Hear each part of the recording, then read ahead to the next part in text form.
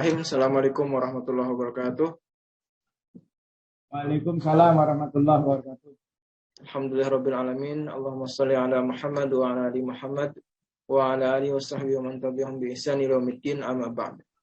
Alhamdulillah pada kesempatan malam ini kita bisa berkumpul kembali yang insyaallah di kesempatan yang diberkahi Allah SWT. Pada malam ini kita memulai perdana kajian Islam perkanan kita via Zoom meeting. Jadi kalau sebelumnya sebelum pandemi COVID-19 kita sudah mengadakan kajian tapi berupa luring ataupun tatap muka. Insyaallah sekarang kita berusaha istiqomahkan untuk mengadakan kajian secara daring untuk mengantisipasi kalau misalnya ada kendala-kendala yang bersifat teknis. Insyaallah pada malam hari ini yang akan mengisi kajian itu Ustadz Muhammad Hamzah Ishai MH, yang mana beliau akan menyampaikan tentang dasar-dasar Islam, terutama terkait dengan pembinaan Mu'alaf Center Indonesia, Regional Kalimantan Selatan, dan kehidupan kita sehari-hari. Dan alhamdulillah kebetulan pada malam ini juga kita berada di bulan Maulidul Muhammad SAW, yang mana harapannya kita bisa mengamalkan semua sunnah-sunnah beliau, terutama sunnah-sunnah yang bersifat atau ajaran-ajaran beliau yang sifatnya wajib kalau kita kenal dengan rukun Islam dan rukun iman. Untuk lebih detailnya lagi insya Allah akan dijabarkan oleh Ustadz Muhammad Hamzah. Dan sebelum beliau mulai menyampaikan, di sini ulun izin untuk menyampaikan dulu bahwasanya waktu kita sementara dibatasi 40 menit. Jadi kalau misalnya nanti ada pertanyaan silakan langsung diajukan atau nanti dipersilakan Ustadz Muhammad Hamzah pada saat pemaparan materi. Dan misalnya nanti habis waktunya silahkan bergabung kembali melalui via link Zoom yang sudah kita buat ini. Jadi kita lihat nanti kondisinya seperti apa untuk diskusi sekaligus penyampaian materi interaktif pada malam ini. Baik, untuk menghemat waktu langsung saja ulun persilahkan kepada Ustadz Muhammad Hamzah SHMH untuk memulai kajian interaktif kita pada malam ini. Kepada beliau dipersilakan. A'udzubillahi minasyaitonirrajim. Bismillahirrahmanirrahim. Assalamualaikum warahmatullahi wabarakatuh. Waalaikumsalam. Warahmatullahi wabarakatuh. Innal hamdalillah nahmaduhu wa nasta'inuhu wa nastaghfiruh wa na'udzu billahi min shururi anfusina wa min sayyiati a'malina. Man yahdihillahu fala mudilla lahu wa man yudlilhu fala hadiya lahu. Asyhadu an la ilaha illallah wa asyhadu anna Muhammadan abduhu wa rasuluh sallallahu alaihi wasallam, la nabiyya ba'da, amma ba'du. Ma'asyiral ahibba, ma'asyiral muslimin rahimani wa rahimakumullah. Pada kesempatan malam hari ini marilah kita sama-sama mengingatkan kepada hati kita bahwasanya Allah itu selalu ada untuk kita. Maka dari itu ulun dan kita semuanya marilah terus bersyukur kepada Allah dalam kondisi apapun, dalam situasi apapun, dan dalam keadaan apapun yang menimpa kita sampai detik umur kita saat ini. Maka dari itu apapun kondisi kita, kalimat yang agung dan mulia yang harus selalu kita ucapkan adalah kalimat Alhamdulillahi Rabbil Alamin. Selawat beriringan salam kita sampaikan kepada Nabi kita, Nabi besar Muhammad sallallahu alaihi wasallam. Banyak orang di luar sana berbeda pendapat tentang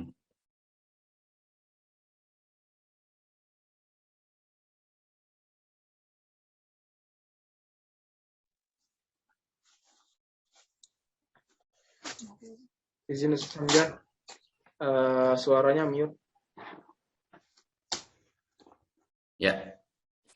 setelah ulun berdiskusi dengan beberapa masyayikh di Madinatun Nasr, yaitu Kairo, Mesir waktu itu, ulun menanyakan kepada beliau apa perbedaan memakai kalimat sayyid dan tidak memakai kalimat sayyid, yang mana kita sering mendengar Sayyidina Muhammad. Jawaban beliau simpel, bahwasanya sayyid itu adalah kata, ungkapan, panggilan tertinggi di daerah Arab. Jadi tatkala kita misalnya memanggil Sayyidina Al-Azhar misalnya, berarti itu lebih tinggi dari kata-kata ustadz, kata-kata syekh, itu lebih tinggi. Karena sayyid itu tingkatannya sudah seperti pimpinan suatu kerajaan atau pimpinan suatu daerah. Jadi makanya tidak salah kalau kita memanggil beliau dengan Sayyiduna, Uswatuna, Qudwatuna Muhammad sallallahu alaihi wasallam. Jadi tidak ada perbedaan di situ. Jadi dalam rangka Syahrul Rabiul Awal ini, yang mana kita sama-sama tahu bahwasanya pada bulan ini adalah bulan kelahiran Nabi besar Muhammad sallallahu alaihi wasallam. Maka dari itu ulun mengingatkan kepada diri ulun dan kita semuanya pada kesempatan hari ini, marilah kita introspeksi diri, bahwasanya banyak pesan-pesan yang disampaikan oleh Nabi Muhammad sallallahu alaihi wasallam untuk melanjutkan perjuangan Islam ini. Jadi untuk itu marilah kita mengerjakan atau mengistamirkan, melanjutkan pesan-pesan tersebut yang telah disampaikan oleh Nabi kita, Nabi besar Muhammad sallallahu alaihi wasallam. Maka dari itu pada kesempatan kali ini ulun mengajak kepada kita semuanya, janganlah bosan-bosan untuk berselawat kepada Rasulullah sallallahu alaihi wasallam. Tatkala kita mendengar kata-kata Nabi Muhammad, maka kita langsung menjawabnya dengan sallallahu alaihi wasallam. Tatkala kita mendengar Nabi Muhammad sallallahu alaihi wasallam, kita langsung menjawab sallallahu alaihi wasallam. Yang salah itu apa? Di saat orang berkata Nabi Muhammad sallallahu alaihi wasallam, dia hanya diam, tidak mengucapkan kalimat apapun. Ini adalah orang-orang yang sombong, orang-orang yang angkuh, orang-orang yang tidak sesuai dengan apa yang dia ucapkan. Karena sesungguhnya orang-orang yang lembut itu tatkala diucapkan kalimat Nabi Muhammad sallallahu alaihi wasallam, maka dia langsung membalas dengan sallallahu alaihi wasallam. Jadi marilah kita sama-sama perbanyak bersalawat kepada Rasulullah sallallahu alaihi wasallam. Perbanyak bersalawat dalam arti kata, di saat kita mengucapkan kalimat sallallahu alaihi wasallam, kita merasakan kehadiran beliau di hati kita, kita merasakan bahwasanya kita perlu memperjuangkan risalah beliau itu. Maka dari itu ulun berpesan kepada diri ulun dan kita semuanya yang hadir di grup ini, kita tidak usah melihat berapa yang hadir. Ini sudah biasa di kajian Mu'alaf Center Indonesia Regional Kalimantan Selatan. Tetapi insya Allah nanti kita juga akan teruskan dakwah ini dengan menampilkannya di channel YouTube Mu'alaf Center Indonesia Kalimantan Selatan insya Allah. Jadi teman-teman yang tidak bisa hadir pada saat ini bisa nanti menyaksikan ini di YouTube channel kita insya Allah. Masyarul muslimin, pada kesempatan yang berbahagia ini ulun menyampaikan materi sekaligus menyampaikan istilahnya itu seperti BIMTEK ya. BIMTEK ini untuk mu'alaf, untuk kaum muslimin yang ingin membimbing mu'alaf seperti itu. Jadi intinya kajian kita ini membimbing mu'alaf. Jadi mu'alaf konteksnya di sini ini bukan mu'alaf hanya sekedar orang yang berpindah agama, tapi konteksnya adalah mu'alaf yang dia sudah lama Islam tetapi dia tidak merasakan lagi Islam itu. Sholat tidak ada, ya kan? Puasa tidak ada, zakat tidak ada, infak sedekah tidak ada perhatian sama dengan Islam. Ini perlu dimu'alafkan lagi orang-orang seperti ini. Mudah-mudahan kita dijauhkan dari sifat itu. Na'udzubillah min dzalik. Masyaallah muslimin, sebelum kita membahas lebih jauh, berkali-kali dalam setiap pertemuan ulun selalu menyampaikan Allah Subhanahu wa taala berfirman dalam surah Al-A'raf ayat 172, yang mana penggalan ayat tersebut, alastu bi rabbikum qalu bala syahidana. Sebenarnya penggalan ayat ini sangat simpel, terbatas, dan di situ kalau kita lihat Al-Qur'an, di sana ada 3 titik. Jadi syahidana itu dikurung oleh 3 titik gitu. Dan itu harus berhenti di salah satu titik di situ. Artinya apa? Di situ Allah menyerukan bahwasanya ini kalimat yang disampaikan, firman Allah yang disampaikan ini adalah firman Allah yang sangat penting. Gitu. Apa itu? Allah bertanya kepada roh kita. Gitu. Allah bertanya kepada roh kita waktu kita belum lahir ke muka bumi ini, kita adalah berbentuk roh. Sedangkan daging ini adalah watak dari orang tua kita. Gitu. Jadi di saat roh ini bertemu dengan badan kita ini, itu sudah berubah. Jadi bercampur antara watak orang tua kita dengan roh yang murni, yang suci, yang Allah berikan untuk kita. Seperti itu. Dan ini pembahasannya sangat mendalam di sini. Cuman ini yang perlu kita tegaskan di sini. Yas'alunaka 'anir ruh, qulir ruhu min amri rabbi. Jadi kalau seandainya kita pertanyakan roh-roh itu seperti apa sih, roh itu seperti apa roh? Itu urusan Allah, seperti itu. Jadi karena apa kita diberitahukan seperti itu? Karena kita tidak bisa melihat roh itu, gitu. Begitu juga kita menyikapi kehidupan di dunia ini. Kita berbicara jin, kita nggak bisa melihat jin, tapi kita membahas jin, gitu, seperti itu. Kita membahas hantu seperti itu. Kita membahas genderuwo, kuntilanak dan lain sebagainya. Padahal kita tidak melihatnya, gitu. Dan Allah menegaskan roh yang tidak terlihat saja diperintahkan Allah tidak usah mempertanyakan itu, gitu. Apalagi kita mempertanyakan sesuatu yang tidak bisa kita lihat. Alladzina yu'minuna bil ghaib. Yang tidak lihat itu sudah dijelaskan Allah dalam Al-Qur'an. Ada malaikat, ada jin, ada syaitan. Itu semuanya ghaib. Alladzina yu'minuna bil ghaib. Jadi kita cukup mengimaninya, mempercayainya, jangan dicari-cari, jangan dibahas-bahas. Jangan kita cari-cari pembahasan tentang itu. Kalau kita sudah mencari pembahasan tentang itu, itulah yang akan membawa kita kepada ranah syirik tadi. Dan ini ulama sepakat, gitu. Ulama sepakat. Saya sendiri tidak pernah menemukan dalam kajian, dalam channel televisi seluruh negara Arab, baik itu dia yang mempunyai pemahaman sufi maupun dia mempunyai pemahaman mu'tadil maupun dia mempunyai pemahaman Muhammadiyah atau Nahdiyin lah secara umumnya seperti kita di Indonesia seperti itu, tapi di sana lebih majmuk lagi, gitu. Dan kita tidak menemukan itu, gitu. Kita tidak menemukan ada orang di televisi berkelahi dengan hantu, tidak ada seperti itu, gitu. Jadi kalau kita berbicara dengan ghaib, kita berbicara tentang roh, apa yang tidak terlihat oleh mata kita, itu kita mengimani asalkan dikisahkan dalam Al-Qur'an. Tetapi kalau tidak dikisahkan dalam Al-Qur'an, jangan mencari-cari. Sekarang kita cari dalam Al-Qur'an, ada nggak kuntilanak itu dalam Al-Qur'an? Ada nggak genderuwo itu dalam Al-Qur'an? Ada nggak teluh itu dalam Al-Qur'an? Ada nggak misalnya apa lagi? Ada nggak santet itu dalam Al-Quran? Tidak ada. Kita cukup tidak mengimani dan kita tidak akan mungkin kena, gitu. Itu harus kita imani. Tapi kalau kita masih kena santet, kita masih kena istilahnya itu ilmu-ilmu hitam seperti itu kan, karena kita percaya, itulah konteks keimanan, gitu. Jadi seperti itu. Ini baru. Jadi makanya waktu itu kita jawab syahidna. Kita meyakini, kita mengakui, gitu, bahwasanya Allah lah Tuhan kita. Jadi makanya kita selalu mendengar kalimat-kalimat Allah selalu dilantunkan di dalam kita beragama Islam. Innad dina indallahil Islam.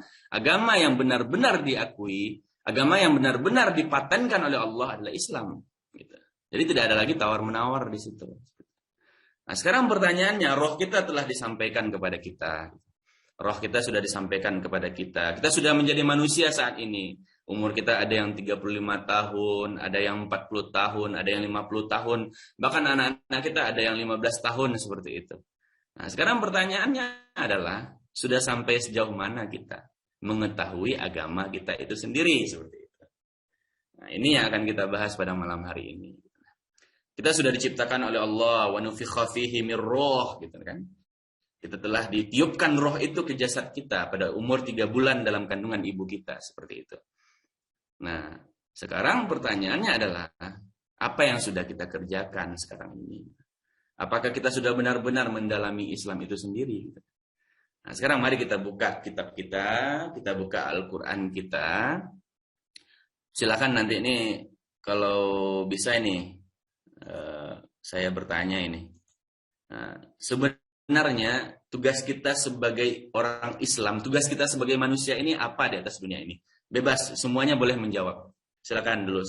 Ana kasih waktu 1 menit. Kalau nggak ada yang menjawab, berarti Ana yang menjawab sendiri seperti itu. Ya, silakan kalau ada yang bisa menjawab. Pak Jaya mungkin atau siapa, silakan. Silakan yang lain kalau misalnya nggak ada gangguan bisa di chat juga. Ya, di chat bisa juga. Apa ya, silakan.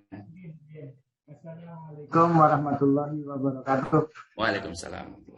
Yang pertama, kalau berkenan dan diizinkan saya menjawab atas pertanyaan yang disampaikan oleh Ustadz Hamzah.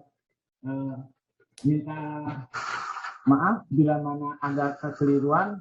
Ini berdasarkan pengetahuan yang kita baca. Ya. Secara global, ketika saya belajar Kristen dulu, diajarkan tentang angkut. Tapi selepas itu saya tidak akan menjalankan di sini. Saya hanya fokus ke jawaban yang ditanyakan oleh Ustaz Hamzah. Ada salah satu ayat dalam Al-Quran, bahkan di dalam hadis Nabi pun juga dijelaskan bahwa manusia diciptakan oleh Allah itu adalah sebagai khalifah. Artinya yang dimaksud di sini saya tidak ayat-ayat pada lupa semua karena mungkin memori saya lagi. Khalifah itu kan berarti wakil, misalnya. Khalifah itu sebagai wakil, sebagai pemimpin untuk mengatur dunia. Nah, dalam konteks ini sesuai yang disampaikan oleh Ustadz Hamzah, tugas kita di dalam dakwah ini adalah menyampaikan kebenaran melalui firman Allah, terutama pada Al-Quran yang disampaikan oleh Allah melalui Nabi Muhammad Sallallahu Alaihi Wasallam. Itu hemat saya yang saya perdalami. Hal-hal yang lain yang lebih spesifik mungkin saya tidak bisa menjelaskan di sini karena forumnya ada sedikit berbeda misalnya. Nah, itu intinya. Jadi jelas sudah di dalam Al-Quran, mulai dari bacaan surat Al-Fatihah, Allah mengajarkan tentang Fatihah, bagaimana kita diajarkan mulai ayat pertama basmalah, Bismillahirrahmanirrahim, kita diajarkan untuk berkasih sayang. Kemudian ayat kedua adalah alhamdulillah, bersyukur. Nah, karena bersyukur kita mengajak kita kawan-kawan, mengajak rekan-rekan para sahabat. Mikrofonnya dekatin lagi Pak Jaya. Ya, nah. Ya. Pakai PC desktop. Siap. Kira itu saya nggak bisa panjang lebar. Karena konten saya sebagai peserta. Iya, siap. Nggak apa-apa, Pak. Ya. Itu pertama intinya sesuai dengan yang ditanyakan oleh Ustaz Hamzah kepada saya sebagai audiens, intinya adalah manusia itu diciptakan oleh Allah adalah sebagai khalifah, artinya sebagai pemimpin, kemudian sebagai wakil Allah. Khalifah itu maknanya berarti kita diberikan kesempatan untuk menyampaikan berita-berita gembira. Kalau dalam Inggris seperti itu bahasanya. Kalau dalam Islam adalah berita-berita kebenaran. Al-Quran adalah yang terbenar dan yang terakhir diciptakan oleh Allah melalui Nabi kita Muhammad Sallallahu Alaihi Wasallam. Ya, jazakumullah khairan. Ya, jazakumullah. Ya, terima kasih Pak Jaya ya.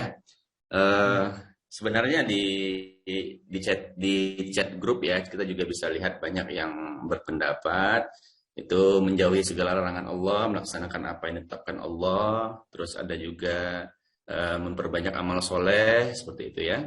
Ada juga tugas utama manusia hidup di dunia ini adalah beribadah kepada Allah Subhanahu Wa Taala seperti itu. Semuanya jawabannya bagus-bagus semuanya, yang tidak ada yang salah, tidak ada yang benar. Cuman kita di sini kembali lagi kita bahwasanya tugas utama atau kita diciptakan Allah Subhanahu Wa Taala ke muka bumi ini adalah dijawab Allah Subhanahu Wa Taala. Kita silakan melihat dalam surah Az-Zariyat ayat 56 ya. Kita silakan lihat dalam surah Az-Zariyat ayat 56. Itu Allah Subhanahu Wa Taala menjelaskan bahwasanya a'udzubillahi minasyaitonirrajim wa ma khalaqtul jinna wal insa illa liya'budun, seperti itu. Mungkin semuanya sudah paham ya artinya ya. Mungkin anak cuman mengingatkan lagi bahwasanya wama dan sebenarnya ma itu kan artinya apa, tapi di sini Artinya dan tidaklah, gitu kan? Ma di sini berarti la, gitu ya. Dan tidaklah Allah Subhanahu wa taala menciptakan gitu, manusia dan jin, gitu kan, kecuali untuk beribadah kepada Allah Subhanahu wa taala, seperti itu. Jadi ini sebenarnya bekal untuk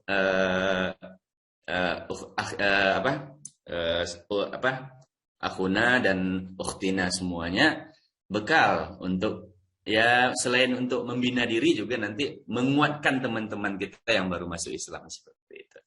Jadi apa itu? Dan sebenarnya tugas kita itu gampang, seperti itu. Bahwasanya tugas kita itu hanya ibadah, seperti itu. Ini benar nih Mas Samgar, mungkin dulu pernah ikut kajian juga kan dengan kita, dan itu selalu kita sampaikan setiap kali pertemuan tanpa bosan-bosannya. Dan itu dalam buku kita ini, dalam buku ibadah kita yang kita sebarkan. Kenapa itu konteks kita? Karena itulah yang akan misi utama dari seorang muslim, seperti itu.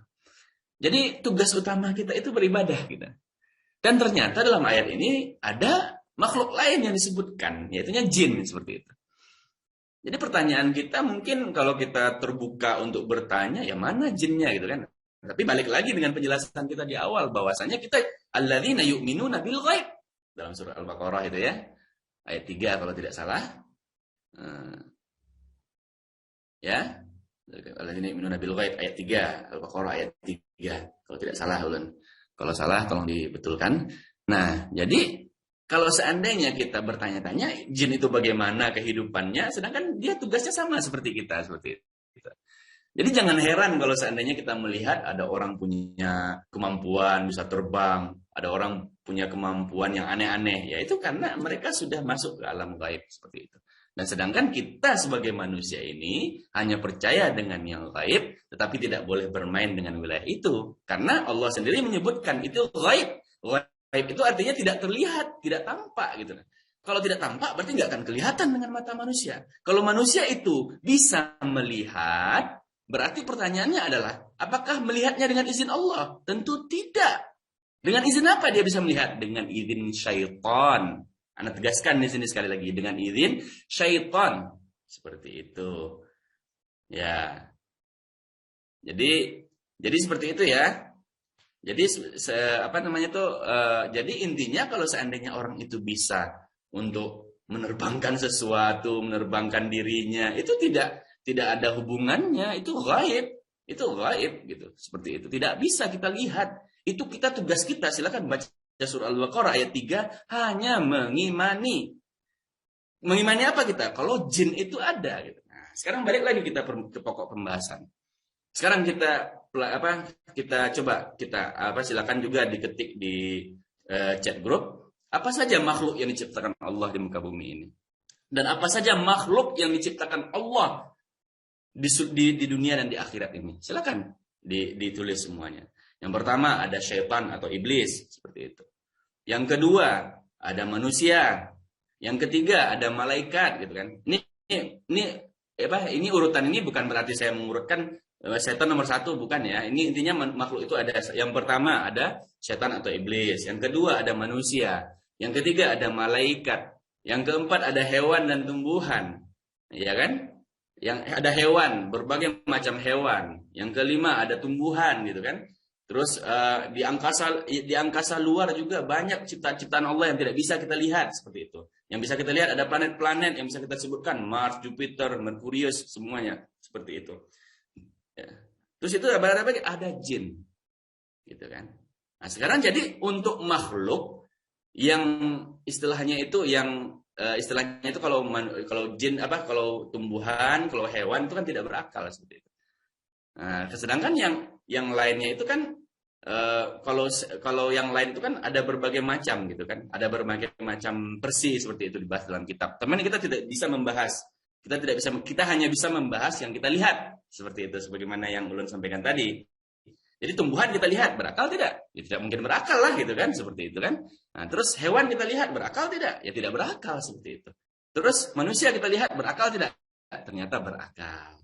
Jin kita lihat berakal tidak? Kalau seandainya kita bilang tidak berakal, kenapa dia diperintahkan juga untuk beribadah? Seperti itu mempelajarinya. Berarti tatkala kita sudah mempelajari jin itu diperintahkan untuk beribadah, berarti dia ternyata berakal seperti itu. Nah, sekarang pertanyaannya, apa lagi makhluk yang selain itu diciptakan Allah dan sedangkan kita mengimaninya sekarang ini? Contoh, kita percaya kuntilanak, kita percaya genderuwo, kita percaya makhluk lain. Ada nggak itu disebutkan dalam Al-Quran? Itu yang dipertanyaan. Jadi sekarang kita kembalikan lagi hitah kita sebagai makhluk Allah. Jangan kita menambah-nambah nama-nama ciptaan Allah. Jangan kita membuat-buat nama-nama ciptaan Allah. Inilah kuncinya. Wa ma khalaqtul jinna wal insa illa liya'budun. Jadi sebenarnya yang diperintahkan untuk beribadah itu siapa? Jin dan manusia. Kenapa setan tidak diperintahkan untuk beribadah? Jawabannya gampang saja. Karena tatkala disuruh bersujud kepada manusia, setan mengingkari. Akhirnya Allah berkata kepada setan, ya sudah setan, kamu adalah ahli neraka nantinya.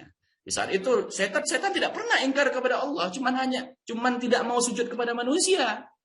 Kalau taat dia dulu penghuni surga juga dengan malaikat seperti itu. Tapi tatkala manusia diciptakan, mereka ingkar seperti itu. Tidak mau menerima ada makhluk manusia ini gitu. Bukan berarti dia mengingkari Allah, tidak ada makhluk yang mengingkar kepada Allah. Tidak ada. Tetapi setan itu tidak mengakui manusia diciptakan seperti itu. Karena menurut setan kita adalah makhluk yang hina seperti itu. Tapi kalau Allah sudah menyerukan bahwa setan ini adalah ahli neraka dan setan dan iblis ini adalah ahli neraka dan pasti masuk neraka, di situ mereka mengatakan kepada Allah bahwasanya ya Allah izinkan kami untuk membawa umat dari manusia ini dan jin ini untuk masuk bersama kami di neraka seperti itu. Akhirnya ya terjadilah sekarang ini. Ada yang taat, ada yang maksiat seperti itu. Ada yang ya setelah itu kita ada yang mengerjakan ketaatan, keimanan, ketakwaan, ada yang fasa, ada yang mungkar gitu seperti itu kan. Itu sudah wajar kita lihat semuanya. Jadi kembalilah ke kita. Kembalilah ke asal kita seperti itu. Bahwasanya kita diciptakan Allah untuk beribadah gitu. Jadi sekarang maaf kata kalau seandainya kita selama ini malas-malas untuk sholat 5 waktu kewajiban kita, yang itu ibadah kita, ya jangan lagi diulangi untuk saat ini seperti itu. Nah, makanya dari itu di sini kita sampaikan bahwasanya setelah kita diperintahkan untuk beribadah, selanjutnya ibadah apa yang kita kerjakan seperti itu. Ibadah apa yang kita kerjakan? Jawabannya adalah waktu kita tersisa 7 menit, Sat, ya. Gimana? Kita mau lanjut lagi atau gimana? Sat, sebelum mana lanjut nih? Terserah, Sat, gimana? Kalau misalnya nanti habis, bisa aja kita gabung lagi. Kalau misalnya mau dilanjutkan. Password masih sama ya? Sama, Sat. Tinggal klik linknya aja. Ya, oke, siap. Nah, jadi nanti kita kalau seandainya terputus, nanti kita akan bergabung lagi. Gitu. Di ini, insya Allah kita jam 9:30 itu kita selesai insya Allah, karena kita nih insya Allah ada diskusi nanti atau ada pengalaman atau apa atau ilmu-ilmu dari asatidz semuanya dan saudara-saudara mu'alaf semuanya, kalau ada yang mau disampaikan silakan nanti insya Allah. Ini sekarang sudah jam 20.44 di jam mana ya? Jadi nanti insya Allah anak jam 20 jam berapa? Jam 9 saja. Jam 9. Sampai jam berapa kita nih? Jam 9 ya? Oh, 9.30 ya. Ya, siap. 9.30 kalau seandainya ada waktu ya. Tapi kalau seandainya ada kesibukan ya tidak apa-apa. Silakan dilanjutkan kesibukannya. Pada prinsipnya itu, ya inilah yang akan kita visi dan misi kita sebagai mu'alaf, dan nanti juga akan memberikan ilmu kepada saudara kita mu'alaf yang lainnya. Jadi itu tadi yang disampaikan pertama. Jadi perbaikilah tauhid kita kepada Allah Subhanahu Wa Taala. Jadi nanti apa tugas kita? Jawaban tugas kita itu adalah untuk ibadah. Ibadah itu di mana digambarkan Allah, disampaikan oleh Nabi Muhammad SAW. Sayyidina Muhammad SAW, bunyal Islam alal khamsah. Islam itu dibangun atas 5 perkara yang kita kenal dengan rukun iman. Akan kita bahas nanti di Zoom yang kedua tentang rukun iman ini. Jadi maka dari itu kembalikanlah ke hitah kita bahwasanya kita itu manusia dan ternyata ada lagi jin yang diciptakan di sana. Kita tuh ditugaskan untuk beribadah kepada Allah Subhanahu Wa Taala. Jadi di saat kita sudah diperintahkan oleh Allah untuk beribadah kepada Allah, maka tidak ada lagi yang bisa kita tawar menawar di situ gitu. Kita bebas melakukan apa saja di dunia ini selama tidak ada yang dilanggar yang sesuai dengan dalam Al-Quran. dan sunnah Rasulullah SAW gitu. Dan kita harus bisa memahami itu gitu. Mana yang tidak boleh kita langgar. Makan apa? Khinzir ada dalam Al-Qur'an itu tidak boleh. Khamar itu dalam Al-Qur'an ada, tidak boleh gitu kan. Ya pokoknya seluruh yang fahsya yang diceritakan dalam Al-Qur'an itu tidak boleh kita langgar seperti itu. Nah, sedangkan hal-hal yang lain tidak dijelaskan dalam Al-Qur'an itu ada dalam hadis. Dalam hadis itu kita harus mempelajari karena macam-macam cabang hadis ini lebih daripada 10 macam cabangnya gitu. Ada hadis ahad, ada hadis mursal, ada hadis musallas, ada musalsal, dhaif, sahih gitu kan. Banyak. Itu bisa kita lihat dalam kitab Mustalahul Hadis gitu. Jadi kita jangan berbicara oh ini hadis ini harus diikuti atau tidak. Kita harus belajar ilmu hadis dulu. Kita harus baca kitab Mustalahul Hadis gitu. Alhamdulillah, Ana juga sempat membaca kitab itu, cuman karena sudah ya istilahnya itu sudah lama juga tidak buka-buka kitab, tapi insya Allah masih ya 30% ada ingat itu. Jadi di situ diajarkan semuanya, bagaimana kita menyikapi hadis-hadis Rasulullah SAW seperti itu. Berapa menit lagi, Ustaz? 2 menit, Ustaz. Kurang lebih. Oke, siap. Ya. Jadi para jemaah sekalian, insya Allah nanti kita sebelum kita berdiskusi, nanti insya Allah Ulun akan mencoba untuk menjelaskan nanti tentang dasar-dasar Islam itu sendiri. Jadi setelah kita mengenal tadi makhluk Allah, mulai sekarang ya saya tekankan kepada kita semuanya ya, kita janganlah mempercayai yang lain lagi gitu, seperti itu. Ya percayalah yang ada, yang sudah diceritakan dalam Al-Quran gitu. Nah, apa saja makhluk-makhluk yang diciptakan Allah, ada Ya'jud Ma'jud juga diceritakan di situ, ada Dajjal juga diceritakan seperti itu kan, dalam hadis gitu kan, dalam Al-Quran gitu kan. Apa yang diceritakan semua makhluk-makhluk yang diceritakan itu ya dipercayai, diyakini. Cuman kita jangan bermain-main di wilayah situ karena kita manusia gitu. Dan sekarang pertanyaannya bagaimana kalau seandainya orang lain menyuruh kita untuk mempercayai itu gitu kan, seperti itu. Jadi di situ permasalahannya. Di saat kita sudah memindahkan kepercayaan kita kepada orang lain, di situ permasalahan intinya seperti itu. Ya, ada yang ini? Halo? Ya? Halo, Sat? Aman ya? Iya, Ustaz. 1 menit. Oke, siap. Ya, nanti insya Allah kita setelah ini, insya Allah Ana akan menyelesaikan materi ini dalam 2 menit. Tentang tadi penjelasan kita ditugaskan untuk ibadah. Jadi selanjutnya apa yang akan kita kerjakan, insya Allah maksimal 5 menit lah Ana selesaikan nanti di Zoom kedua. Dan nanti kita langsung diskusi secara bersama-sama. Paling akhir kalau diskusi ini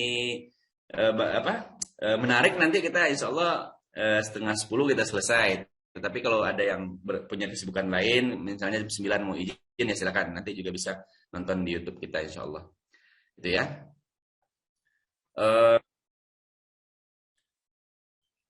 Sambil kita menunggu dibubarkan grup dengan sendirinya ya. Karena sengaja nggak menyampaikan macam-macam ini. Mudah-mudahan yang partisipasi yang 11 ini, mudah-mudahan kita semuanya nanti selain bisa ikut dalam kegiatan ini, nanti juga bisa partisipasi untuk pembinaan mualaf. Ya, jadi tadi setelah kita mengenal ciptaan Allah, kita telah mengenal bahwasanya kita diciptakan Allah ke muka bumi ini adalah untuk beribadah. Kita sudah mengetahuinya. Terus kita sudah mengenal apa-apa saja nih ciptaan Allah ini gitu kan, seperti itu. Terus tadi kita sudah tahu juga bahwasanya diri kita ini adalah gabungan antara jasad kita dan roh kita, seperti itu tadi. Selanjutnya apa tugas kita tadi? Kita ditugaskan untuk beribadah gitu. Jadi ikhwafillah, jamaah sekalian, ma'asyiral muslimin, di saat kita sudah ditugaskan untuk beribadah, pertanyaan kita sekarang, kita beribadah ke siapa? Seperti itu kan? Seperti itu. Pertanyaan utamanya tentu seperti itu gitu. Jadi sebelum kita membahas ibadah tadi, ternyata ada pertanyaan. Kita ini mau ibadah ke siapa? Makanya di situ kita kenal ada Yahudi, ada Nasrani, ada Majusi, ada Buddha, ada Hindu, dan Konghucu, dan lain sebagainya seperti itu. Nah, sekarang pertanyaannya, kita beribadah kepada siapa? Jawaban itu semuanya ada di rukun iman. Jadi di saat kita sudah meyakini, apa kewajiban keyakinan kita? Apa yang wajib kita yakini? Seperti itu. Nah, sebenarnya yang wajib kita yakini itu cuma 6 perkara. 6 perkara saja. Nah, sekarang tanyakan dalam diri kita masing-masing. Apakah kita sudah meyakini yang 6 ini atau keyakinan kita ada yang lain? Seperti itu. Makanya haram hukumnya bagi seorang makhluk yang beribadah kepada Allah Subhanahu wa taala meyakini selain dari 6 ini. Itu sebenarnya itu kunci hidup. Kenapa urusan kita bisa mudah? Karena kita yakin dengan 6 hal ini saja gitu. Kadang-kadang kita berpikir tuh, kenapa nih saya jadi sakit seperti ini? Ini kayaknya ada orang lain yang bikin saya seperti ini. Karena kita yakin gitu. Karena kita sudah menambah keyakinan kita gitu.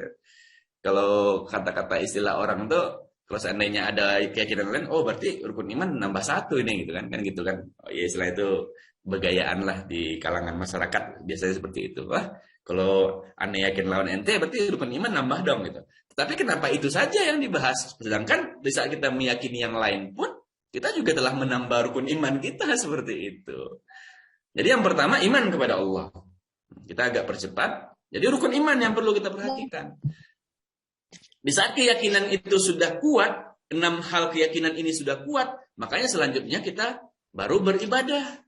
Tetapi kita masih ragu kepada Allah, masih ragu dengan makhluk yang mulia diciptakan Allah. Di sana ada malaikat, di sana ada rasul, di sana ada juga nanti hari kemudian, hari akhir, gitu kan? Bahwasanya dunia ini tidak selamanya akan berakhir, gitu kan? Ada takdir di sana seperti itu kan? Nah itu kita yakini, gitu. Tetapi kalau kita tidak yakin dengan hal itu, ya sudah, tidak usah kita lanjutkan ke rukun Islam gitu.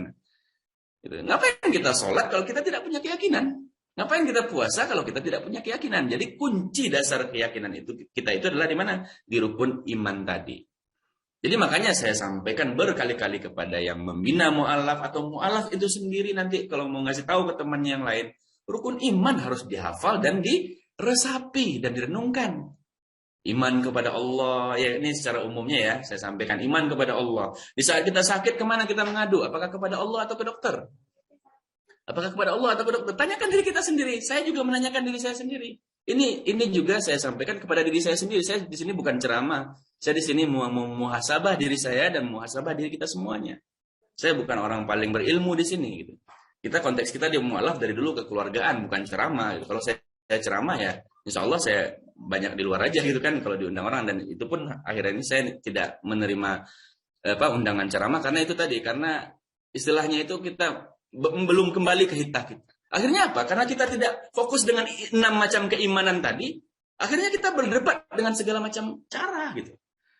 Coba kita perhatikan sekarang ini, orang banyak berdebat dengan hal yang tidak bisa dia lihat dengan matanya. Allah duduk di mana gitu kan? Ya wajar orang berdebat kalau seandainya dia punya ilmu gitu. Kalau kita belum punya ilmu, jangan masuk karena itu. Jangan ikut-ikutan. Seperti itu. Kalau ingin tahu ya sekedar tahu, tapi jangan buka di publik gitu.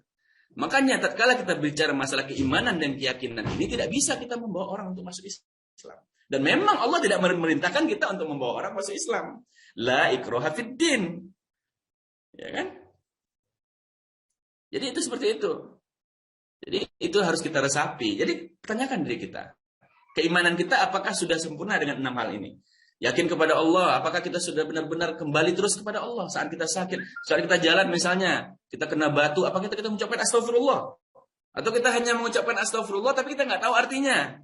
Kita zikir subhanallah, alhamdulillah, Allah akbar setiap hari, tapi kita tidak tahu artinya. Kita tahu harus kita tuntaskan misalnya 100.000 kali gitu. Tidak apa-apa, tetapi kita tahu nggak, paham nggak artinya seperti itu. Jadi itu yang harus kita perhatikan. Jadi rukun iman ini kunci dari segala kunci. Jadi tidak usah kita membahas-bahas yang lain sedangkan keyakinan kita hilang. Seperti itu. Akhirnya apa yang terjadi? Berdebat, saling adu mulut, tetapi kita lupa bahwasanya Allah tidak menyukai hal-hal seperti itu.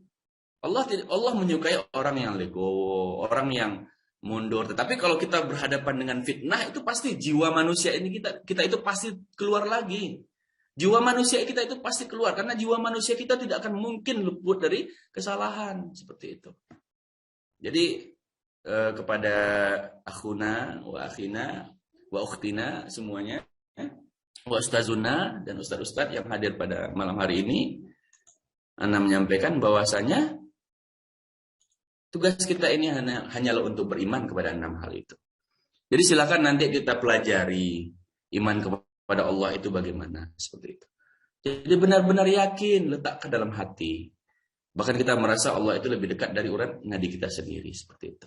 Yang selanjutnya iman kepada malaikat. Kita tahu di kanan kiri kita ada yang mengikuti kita, mencatat amal kita selalu. Bukan berarti Allah tidak sanggup. Allah lebih dekat dari urat nadi lahir kita sendiri. Gitu. Nah, terus setelah kita beriman kepada Rasul. Gitu. Nah, kenapa kita tidak boleh menimbulkan pertanyaan di situ? Karena ini sudah ketentuan. Dan ini harus diyakini. Kalau kita bahas lagi, akan merusak iman kita tadi. Oh, kalau ada malaikat kiri kanan, berarti sekarang ada dong. Jangan sampai seperti itu membahasnya. Karena kita alladzina yu'minuna bil ghaib, percaya dengan yang tidak terlihat, tetapi kita jangan membahas yang tidak terlihat, seperti itu. Cukup mengimani, percaya gitu. Nah, sekarang pertanyaan kita kan, kalau kita bekerja dengan giat, gaji kita akan bagus. Kalau kita lupa misalnya hadir, gaji kita akan dipotong. Nah, gimana? Kita pasti hadir terus kan? Seperti itu. Nah, itu aja contohnya, contoh kecilnya seperti itu. Jadi, ini yang harus kita perhatikan. Inilah yang kurang di diri kita selama ini. Kita lihat banyak orang-orang berdebat masalah ini, itu segala macam. Masalah riba itu masih diperdebatkan gitu. Ya, saya kan orang syariah juga seperti itu. Tapi itu nggak bisa kita bahas di sini gitu. Banyak hal yang kita perdebatkan. Masalah ibadah itu ada 4 mazhab. Pokoknya semua Islam ini karena sudah dibangun oleh 4 mazhab, pasti dia berbeda-beda. Dan itu sudah disampaikan Rasulullah. Satafarraqu ummati ala 73 firqatan kulluhum finnar. Semuanya akan terpecah belah, semuanya di neraka kata Rasulullah. Tapi yang enggak neraka itu siapa? Ahlussunnah wal Jamaah. Ahlussunnah wal Jamaah jawabannya. Ini berdebat lagi di situ siapa Ahlussunnah. Oh, saya Ahlussunnah wal Jamaah. Itu umum sudah. Itu jauh, kajian itu jauh. Sekarang kita kembalikan lagi ke kita. Rukun iman. Iman kepada Allah, iman kepada malaikat. Iman kepada Rasul. Kita kadang-kadang, ya itulah. Rasulullah SAW saja contohnya. Beliau itu tidak pernah memakai dengan kekerasan. Jangankan dengan orang Muslim. Dengan orang Yahudi saja baju besi beliau beli. Beliau dipukul pakai batu, dilempar pakai batu, dipukul dan lain sebagainya. Apakah beliau pernah membalas? Beliau balas dengan silaturahmi. Tidak pernah Rasulullah kasar. Dengan orang kafir aja Rasulullah tidak kasar, apalagi dengan sesama Muslim. Nah, di situ jadi pertanyaan terbesar kita. Jadi saudaraku semuanya kembali kepada rukun iman. Kalau kita percaya kepada Rasul, di sana ada Rasulullah Muhammad SAW. Jadi percaya, ikuti langkah beliau, baca kisah-kisah beliau, apa yang beliau lakukan. Rasulullah pernah marah, kenapa? Karena ada sahabat yang membunuh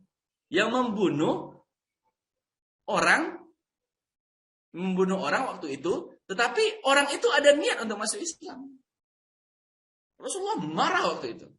Jadi Rasulullah itu marah ada sebabnya seperti itu. Dan membaca hadis itu harus mengetahui mustalahul hadis, saya bilang tadi, mustalahul hadis, ilmu mustalah hadis seperti itu. Jadi ada di situ penegasan, ada itu di situ larangan qat'i, ada di situ yang bersifat larangan yang istilahnya itu Rasulullah ini melarang ini tidak terlalu tegas gitu seperti itu. Tetapi kalau kita mengikuti itu ya lebih bagus seperti itu kan. Rasulullah tidak pernah memaksa. Cuman sahabat-sahabat lah yang menguraikan dari hadis-hadis beliau itu seperti itu. Jadi kita percaya. Apa Rasulullah marah sama beliau? Kenapa kamu bunuh dia? Dia karena saya bunuh akhirnya dia mau masuk Islam Rasulullah. Ya, emang kamu tahu isi hatinya kata Rasulullah. Lah pasti munafik dia Rasulullah. Emang kamu tahu isi hatinya kata Rasulullah. Sampai seperti itu Rasulullah mengajarkan kita. Artinya apa? Kita ini masih punya hati. Walaupun misalnya contohnya saya dengan Ustaz Azhar. Ustaz Azhar membunuh saya misalnya kafir nih. Ustaz, kan kita perang nih. Waktu dulu kan perang kan antara kafir dan Islam. Mau bunuh saya misalnya Ustaz Azhar. Waktu Ustaz Azhar mau bunuh saya karena saya tahu dia Islam, pasti dia nggak akan bunuh saya kalau saya ngaku Islam seperti itu kan. Saya mau bersyahadat, saya mau masuk Islam karena mau bunuh saya nih. Akhirnya Ustaz Azhar tidak jadi membunuh saya.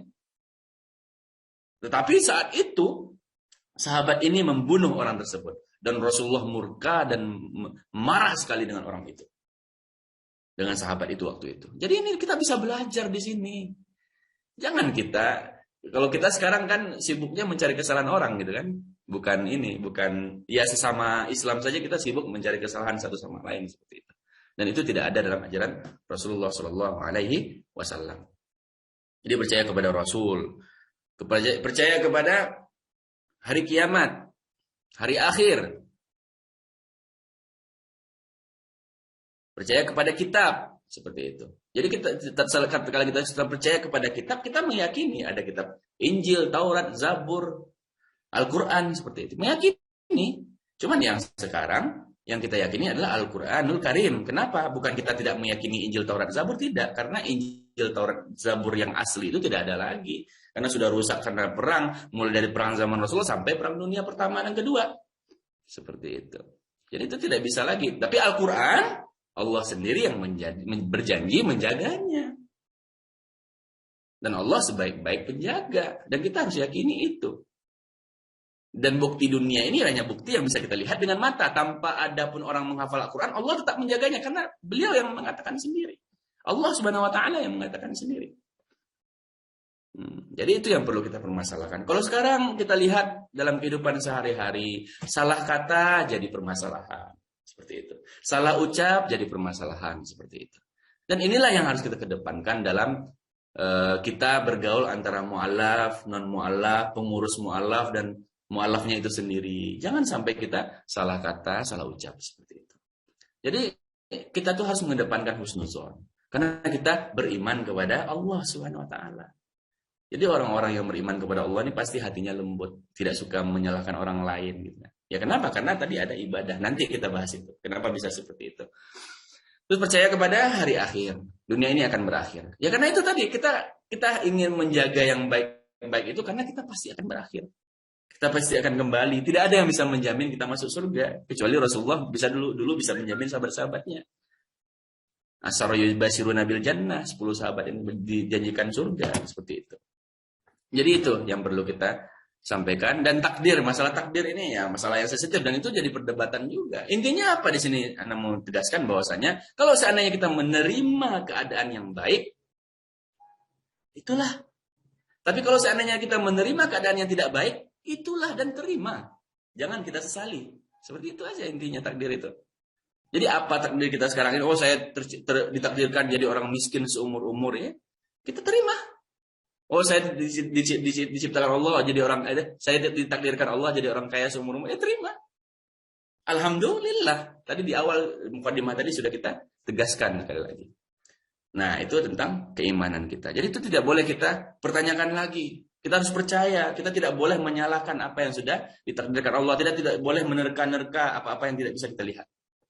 Atau selanjutnya baru kita tegaskan dalam ibadah. Ibadah kita apa? Yang 5 hal saja. Yang pertama kita bersyahadat. Bagi mu'alaf kan sudah semuanya bersyahadat. Tidak ada Tuhan selain Allah. Nabi Muhammad utusan Allah. Jadi harus kita ikuti. Tidak ada Tuhan selain Allah. Berarti kita harus membaca Al-Quran. Ikuti apa yang difirmankan Allah. Nabi Muhammad utusan Allah. Baca hadis. Apa yang diperintahkan Rasulullah. Dan hadis itu dan semuanya itu perlu ilmu. Gitu. Apa yang tidak bisa kita tangkap, pelajari. Seperti itu. Yang kedua, sholat. Ini ibadah. Sholat. Udah. Datang waktu sholat. 5 waktu sholat. Permasalahan kita tidak usah jauh-jauh. Kita kadang-kadang ngaji jauh-jauh. Tapi masalah sholat aja kita ada yang lalai. Termasuk saya sendiri. Seperti itu. Ini yang perlu kita pertanyakan. Kenapa kita jauh-jauh membahas? Sholat kita aja masih ada yang lalai. Belum istiqomah. Kenapa kita bahas yang ini itu segala macam? Yang ketiga apa? Bukan puasa tapi zakat. Zakat. Ini terbukti. Sekarang kita di Mu'alaf Center Indonesia ini, kita kalau masalah donatur kita bisa hitung jari. Sedangkan mu'alaf banyak keperluannya. Belum lagi kami datang ke gunung-gunung, minta ini, minta itu. Kami jadi bingung. Membantu seperti apa? Seperti itu. Kami mau, cuman kami mau datang ke sana, kami mau bawa apa gitu. Nah, sedangkan ya semua orang kan perlu mempunyai kebutuhan masing-masing dan ini akan kami usahakan.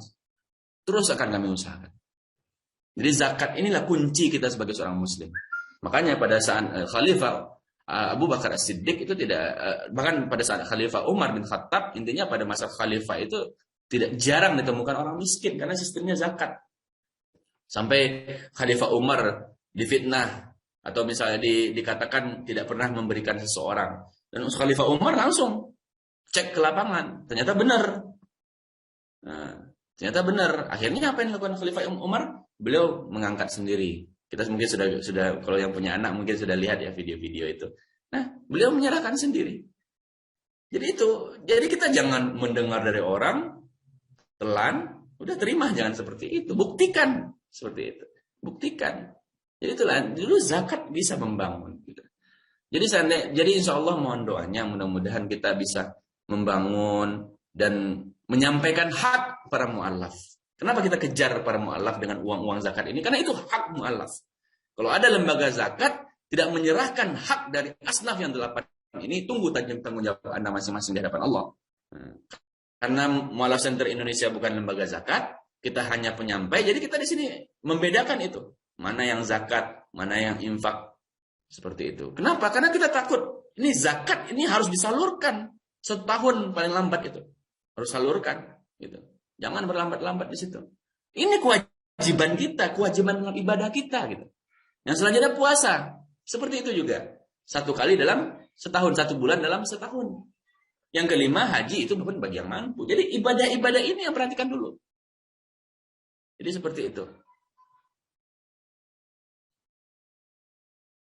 Ya, jadi intinya kita istiqomah. Istiqomah dengan keimanan. Istiqomah dengan keislaman. Seperti itu.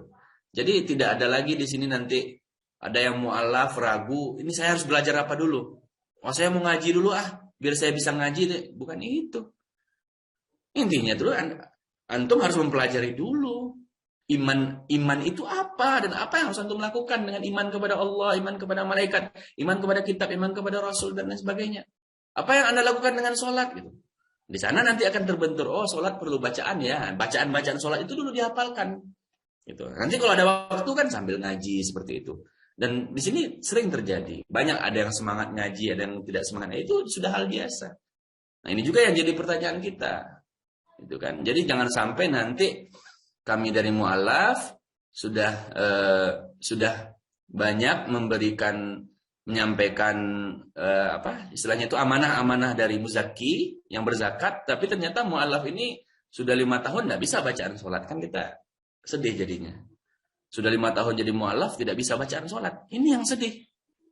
Jangan sampai nanti juga ada mu'alaf bisa ngaji tapi tidak tahu bacaan sholat, kan sedih juga kita, gitu kan? Atau kita sendiri gitu kan? Kita sendiri kan tahu-tahu gitu aja bacaan sholat tapi ngaji nggak bisa gitu kan, sebagai orang muslim sendiri pun kan itu jadi pertanyaan juga. Jadi ayolah ikhwafillah, ayolah kaum muslimin kembali lagi ke dasar pondasi agama kita, iman dan Islam.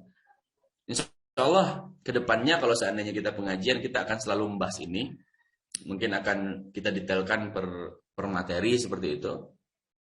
Jadi kita bisa nanti membahas ini secara terperinci, dan kalau seandainya sudah bisa kita kerjakan yang 2 hal ini, baru kita masuk ke pembahasan lainnya gitu. Insya Allah nanti apa itu berkaitan dengan mandi junub, terus apalagi berkaitan dengan tayamum, wudhu, itu ada di pembahasan sholat gitu.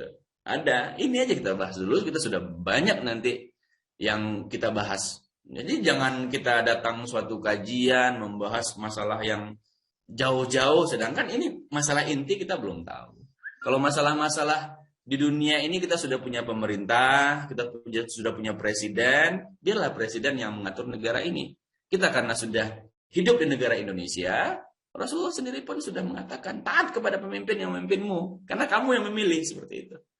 Jangan kita mengingkari pemimpin kita, karena kita yang memilih. Walaupun kita tidak memilih, tapi kita tetap taat kepada pemimpin kita. Karena orang yang tidak taat kepada pemimpin pasti akan hancur negaranya. Itu sudah kata Rasulullah. Kita lihat sekarang. Gitu kan, ada 2 kubu akhirnya hancur seperti itu. Jadi itu tidak boleh. Dan kita Rasulullah aja dengan orang Yahudi saja berlembut hati gitu. Apalagi kita dengan pemimpin yang sama muslim. Apapun kebijakannya kita terima gitu kan. Tapi kalau kita bisa rubah, ya kita rubah gitu kan, seperti itu. Dengan apa ya? Kita punya parlemen segala macam. Tapi kalau kita tidak punya kekuatan itu, hanya sekedar bicara dan tidak tahu arah, ya kita janganlah gitu. Kalau konsumsi untuk kita sesama kita ya wajar gitu. Itu istilahnya curcol ya, curhat colongan gitu. Itu wajar gitu. Dan kita kalau melihat kemungkaran dari sosok pemimpin, kita kritik, kita sampaikan ke teman kita, dan kita curhat di situ, itu boleh gitu. Tetapi jangan sampai kita mengkritik dengan azam yang benci dan akhirnya kita tidak bisa berbuat apa-apa juga setelah itu, seperti itu kan. Ya, itu nanti juga mudah-mudahan nanti bisa juga sampai ke pembahasan itu, dan mudah-mudahan kita semuanya dirahmati Allah Subhanahu wa taala. Mungkin selanjutnya kita akan, masih ada waktu, Ustaz? Masih, Ustaz, masih. Insyaallah. Berapa menit? 15 menit. 15 menit. Jadi kita akan buka 3 pertanyaan ya. 3 pertanyaan. Mohon pertanyaannya singkat kan ini waktu 13 menit. Yang jelas nanti Ustaz, ini kan sudah di ini ya, sudah di absen nanti siapa yang hadir. Setelah itu sudah di list ya. Insyaallah. Hadir. Nah, insyaallah. Ya, jadi silakan. Kalau ada pertanyaan silakan dengan singkat aja. Akhuna fillah. Jazakumullah khairan. Intinya materi kita pada hari ini kita kembali ke pondasi agama kita. Kita kembali ke iman dan Islam. Kalau kita mau kembali kepada iman dan Islam, kita kembali kepada rukun iman dan rukun Islam. Dan insya Allah materi ini yang akan kita bahas terus dan akan kita kuatkan terus insya Allah. Mudah-mudahan ini bisa menjadikan kita sosok Muslim yang mempunyai pondasi yang kuat sehingga tidak ada yang bisa menggoyahkannya. Amin ya rabbal alamin. Jazakumullah khairan. Kembalikan ke host. Ya, dipersilakan bagi yang ingin bertanya dan berdiskusi bisa di raise hand atau via chat, persilakan. Ya. Silakan Pak Jaya. Nggak perlu buka salam lagi ya, karena tadi sudah salam. Terima kasih. Saya sangat setuju dengan yang disampaikan oleh Ustaz Hamzah. Kita kembali ke fiqh, kemudian kembali ke dasar-dasar Islam. Jadi begini Ustaz, yang ingin saya tanyakan secara psikologis kepada rekan-rekan atau sahabat saudara-saudara kita yang mu'alaf baru sebagai insan yang belajar ini gimana Ustaz? Karena sosmed nih terutama untuk penguatan, mohon maaf, sosmed sekarang sangat sekali berpengaruh terhadap akidah, akhlak, terutama pada imajinasi kita. Nah, dalam hal ini saya ingin menanyakan nih, supaya teman-teman atau sahabat, saudara-saudara kita yang baru mualaf dalam menghadapi paham-paham melalui sosmed ini sangat merongrong akidah. Terima kasih Ustaz, saya kira itu. Tapi ada nanti yang kampanye tidak termasuk dalam ini. Ya. Usulan Ustaz. Terima kasih Ustaz. Ya, terima kasih. Ya. Terima kasih jazakumullah khairan. Pak Nurjaya. Jadi pertanyaan tadi sebenarnya permasalahan sosmed ini sebenarnya permasalahan yang rumit karena kita kan seperti saya saja contohnya saya punya wifi di rumah. Punya wifi di rumah nih gimana nih?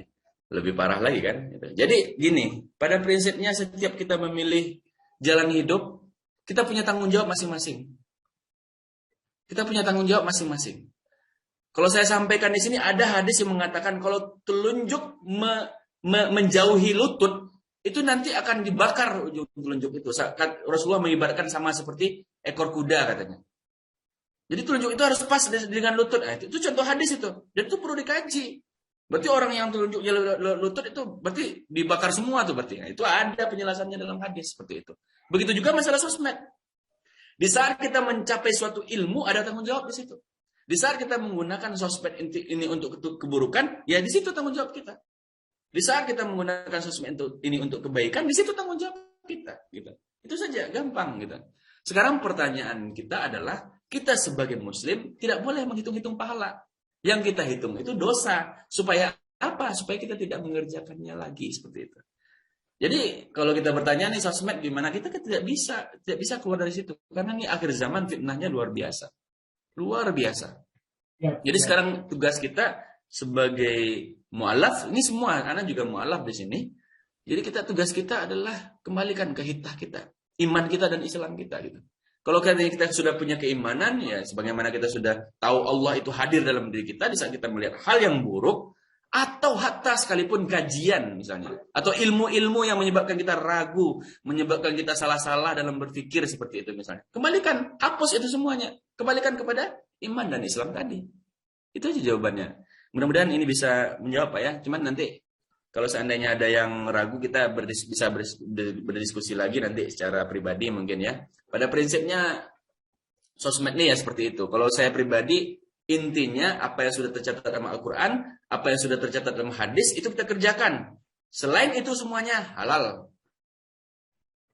Main game ya halal. Tapi kalau sudah masuk waktu sholat, haram. Ya kan seperti itu. Itu gampang saja kita menghukum dunia ini gampang. Itu di saat dia sudah bersentuhan dengan Islam tadi, rukun Islam tadi, itu dia akan menjadi haram seperti itu. Kita punya usaha misalnya kaya, halal gitu kan, tetapi sudah nyampe 85 juta nih atau berapa gram emas gitu kan. Artinya kita harus zakat tapi tidak zakat, haram semuanya jadinya. Nah itu. Jadi itulah ibadah ini sudah ada takarannya seperti ini, ibadah dasar gitu. Kalau puasa itu kan sudah ada dijelaskan, kalau tidak bisa puasa kan nanti bayar seperti itu kan. Itulah begitu juga kita menyikapi sosmed tadi gitu. Menyikapi sosmed kita seperti itu. Di saat kita sudah mencapai batas kehalalan, ya sudah haram gitu. Ada yang hal-hal yang buruk kita lihat, berarti haram gitu kan, seperti itu. Tapi kalau yang baik-baik kita lihat, halal seperti itu. Nah itu pertanyaan kita kalau kita berbicara sosmed ini, kalau kita berbicara Islam secara dasar itu mungkin nanti nggak mau jadi orang Indonesia Pak Jaya nih misalnya. Karena kan ya memang itu yang diajarkan Rasulullah itu kan memang benar-benar kan kita tidak boleh melihat aurat yang lawan jenis seperti segala macam ya, apalagi kita sebagai seorang laki-laki seperti itu kan. Itulah hakikatnya. Tapi termasuk saya sendiri kan tetap menghadapi fakta yang ada, mau ke kanan salah, mau ke kiri salah gitu kan. Terlihat gitu. Intinya ya kita gimana merubahnya ya serba susah kita Pak gitu. Jadi itulah sosmed itu menyikapinya ya diri kita sendiri, tanggung jawab kita, apa yang kita baca kita amalkan. Kalau Pak Jaya misalnya baca, misalnya melihat aurat orang lain itu haram, terus Pak Jaya memakai sosmed misalnya melihat aurat orang lain tetap melihat, berarti itu haram kan? Tapi tetap dikerjakan misalnya kan, termasuk saya juga misalnya kan, itu gimana gitu? Itu yang jadi masalah sebenarnya. Atau misalnya postingan-postingan apa kita teguk mentah-mentah atau kita emosi dengan postingan orang lain, itu tidak boleh. Itu diajarkan akhlak-akhlak dan adab-adab dalam Islam. Kita intinya selama tidak menyentuh diri kita dan tidak menyentuh istilah itu, kalau istilah itu kita tidak pernah mengetok pintu orang. Tapi kalau pintu kita diketok kita buka ya, kita jamulah sebaik-baiknya ya. Kalau orang itu puas silakan duduk, ayo kita makan bareng sampai makan kan. Tapi kalau orang itu tidak puas ya pulang gitu kan. Gitu aja. Simple dalam Islam. Itu Pak Jaya. Ya, iya. Syukran. Ya. Berapa menit lagi Ustaz? Azan? 9 menit kurang lebih. Ya, jadi Ana mau menegaskan di sini sekali lagi bahwasanya teman-teman yang hadir di sini, baik itu mu'alaf dan tidak mu'alaf, akhirnya sekali lagi, marilah kita sama-sama memegang teguh prinsip Islam kita, rukun iman dan rukun Islam. Insya Allah kita sama-sama nanti kita buka kitab-kitab kita apa itu iman, dan kita buka kitab-kitab kita apa itu Islam. Insya Allah, Ana yakin kita pasti menyimpan kitab-kitab itu. Atau misalnya kita tidak menyimpan kitab itu, kalau seandainya kita punya tontonan di YouTube, silakan tonton. Tetapi ingat, di saat sudah bersentuhan dengan yang gaib, yang kita tidak lihat, jangan sekali-kali mengambil kesimpulan. Tetapi di saat kita bisa melihat, ambil kesimpulan di situ. Contoh, sholat, ruku kayak gini, ambil. Mau kayak apa kah rukuknya, mau kayak apa kah sujudnya, selama yang menyampaikan ustadz itu boleh. Ini saya tegaskan di sini. Boleh. Selama orang itu berilmu, boleh. Tetapi kalau misalnya yang menyampaikan bukan orang berilmu, itu baru kita pertanyakan seperti itu. Tapi insya Allah seluruh yang berceramah di masjid, seluruh menyampaikan kebaikan-kebaikan di masjid dan musola di Indonesia ini semuanya ulamanya itu belajar. Gitu.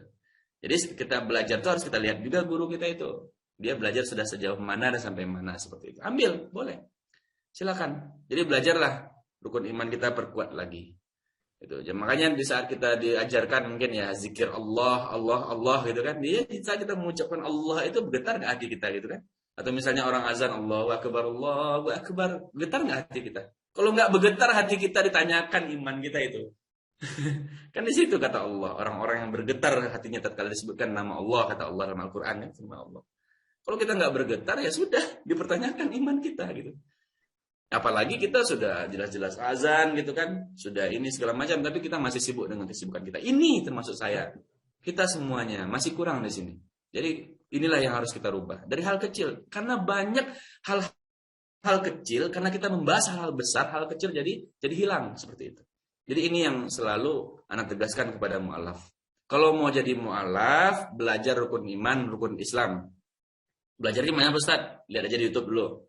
Nah, dan di sini sudah saya sampaikan pesannya, berkaitan dengan hal yang tidak kelihatan oleh mata itu jangan dibahas. Iman kepada Allah, percaya kepada Allah gitu kan. seyakin-yakinnya kepada Allah, gitu kan. Carilah Allah, itu mulai belum bertanya sudah mencari Allah. Gitu. Kan mulai pertanyaan itu sudah hal-hal yang membingungkan kita jangan diambil. Walaupun itu dijelaskan, jangan diambil. Walaupun itu dijelaskan, karena itu ghaib. Itu perlu keilmuan untuk menerimanya. Gitu. Percaya nggak percaya, saya pernah berbicara, bahkan kalau teman-teman di sini tidak percaya, dengan Syiah Mu'tadil saya pernah bicara dengan ulamanya. Dengan ulama Syiah saya pernah bicara, tapi ulama Syiah yang tidak kultus dengan Ali, bukan. Dia tetap sama seperti Mu'tadil lainnya. Itu saya pernah duduk, gitu. Jadi seperti itu orang-orang. Jadi bukan berarti saya membenarkan Syiah itu ada yang benar, ada. Cuma di Indonesia belum ada yang masuk itu. Yang Syiah yang Mu'tadil yang saya temukan di Mesir itu belum ada yang masuk. Nah, yang Syiah di Indonesia ini ya tetap Abu Bakar, Umar, Utsman itu ya seperti apa gitu, tetap. Kalau ini tidak, beda gitu. Itu yang kita dapatkan, semakin kita banyak bergaul kan semakin ini gitu. Semakin banyak kita bisa dapat ilmu seperti itu. Jadi kita jangan langsung jas, langsung hukum ini seperti ini seperti itu. Jangan, kembali ke rukun iman Islam saja sudah. Jangan macam-macam, jangan yang aneh-aneh. Jadi intinya makanya saya tegaskan sekali kepada mu'alaf semuanya, rukun iman, rukun Islam. Itu yang harus kita perkuat. Karena insya Allah kalau kita sudah perkuat, keyakinan kita kuat kepada Allah, itu bisa akan buktikan. Ini anak sebagai ini aja ya, sebagai motivasi saja. Pernah suatu ketika di Mesir, anak lagi jalan, itu ada orang waktu itu duduk meminta-minta. Jujur, anak tidak pernah memberi kalau orang itu meminta-minta. Jujur, jarang anak memberi orang-orang minta-minta di pinggir jalan. Karena Rasulullah bersabda, al-yadul ulya khairun min al-yadis sufla. Tangan di atas lebih baik daripada tangan di bawah. Dan hadis itu dijelaskan memang meminta-minta itu tidak baik seperti itu. Dan memang orang ini tidak minta waktu itu. Dia tidur pinggir jalan seperti itu. Tidak minta-minta. Jadi kita memberi ini ya terserah kita mau memberikan ke siapa gitu. Akhirnya nggak tahu kenapa waktu itu nominal 3.000 di Indonesianya uang di sana. Saya serahkan langsung di sana. Di saat jalan tidak berjalan jauh 2 km daripada itu. Langsung apa yang terjadi? Ada orang pakai mobil manggil saya. Ya bni ta'alin. Ayo ya bu. Ayo khidmah, apa yang bisa dibantu? Antum mutazawwid, kamu berkeluarga? Na'am, ana mutazawwid. Khalas, khud. Silakan ambil katanya. Ambil kata saya. Ambil apa? Saya ambil. Setelah saya ambil yang dia beri dalam plastik itu, dia pergi. Ini orang ngapain? Khud dalak. Ambil ini gasan ikam lah, istilah Banjarnya lah. Ambil ini gasan ikam. Lihat, ternyata duit itu nominalnya 2.500.000 waktu itu. Hanya dengan pertanyaan kamu keluarga atau enggak? Itu waktu itu bulan Ramadan. Karena masih ingat. Waktu itu bulan Ramadan dan di pinggir jalan waktu itu. 2.500.000 baru sedekah 3.000, 2 kilo sudah diganti 2.500.000. Tapi ini jangan dijadikan nanti saya memberi nih pasti nanti diganti Allah nih, jangan gitu. Karena itu di situ ada ikhlasnya. Dan alhamdulillah sampai detik ini ana amalkan hal yang sama, bahwasanya ana serahkan semuanya kepada Allah. Ana tidak jadikan dunia atau harta ini sebagai gantungan ana. Alhamdulillah. Setiap mengirim orang tua itu ada terus. Enggak jauh, paling 2 minggu, 1 bulan, 2 bulan langsung diganti Allah. Ini terbukti dan ini tidak hitungan 1 tahun 2 tahun. Istilahnya di Kalimantan Selatan ini anak sudah 6 tahun dan alhamdulillah semenjak dari pulang dari Mesir itu anak selalu mengamalkan itu. Dan alhamdulillah sampai sekarang. Jadi ikhlas, tapi ada masa-masanya kita di bawah gitu. Ada masa-masanya kita di bawah. Jadi itulah yang harus kita perhatikan. Keikhlasan itu tinggi nilainya. Jadi kalau kita hidup ini mencari-cari aja atau meminta-minta saja nggak akan selesai. Nggak akan selesai masalah kita. Kenapa? Karena kita sibuk minta. Kita sibuk mencari. Sedangkan kita lupa dengan yang memberi. Yaitunya Allah Subhanahu wa ta'ala. Ya inilah konsep iman kita. Oke, Ustaz. 3 menit. Iya, Ustaz. Ada pertanyaan? Atau Ustaz Azhar ada yang mau tanyakan mungkin? Mungkin untuk rencana minggu depan, Ustaz. Kapan Ya. dan materi kita tentang apa, insya Allah? Ya. Minggu depan insya Allah kita akan mencoba berdiskusi tentang materi kita hari ini. Jadi nanti minggu depan kita akan mencoba membahas rukun iman. Nanti kita sistemnya itu kita pertanyaan saja. Jadi Nanti dijelaskan masalah rukun iman. Ada yang bertanyakan kalau ada waktu masuk ke rukun Islam. Kalau tidak ada waktu, rukun iman kan ada 6 tuh. Kita bahas itu dulu. Kita bahas. Intinya kita membahas tadi apa? Yang bisa diterima oleh akal kita saja. Yang tidak bisa ya sudah. Intinya kan kalau sudah iman kepada Allah kan iman gitu kan. Yakin, kita harus bahas itu. Tapi kalau sudah pembahasannya nanti membuat mu'alaf ragu atau muslimin ragu, ya kita nggak masuk ke situ. Itu aja, Ustaz. Oh ya, Ustaz. Kita alhamdulillah insyaallah. Kita coba foto, Ustaz. Bisa nih 1 menit terakhir. Foto bareng. Ya. Ya. Foto. Kita foto dulu, Ustaz. Bentar, Ustaz. Yang bisa on cam silakan foto dulu.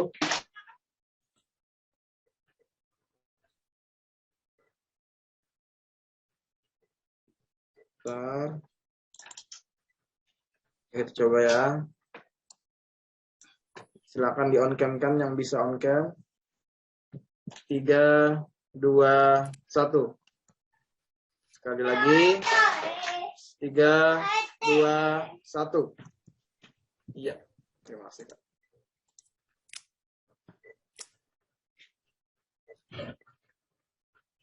Berapa menit lagi, Ustaz? 1 menit 56 detik.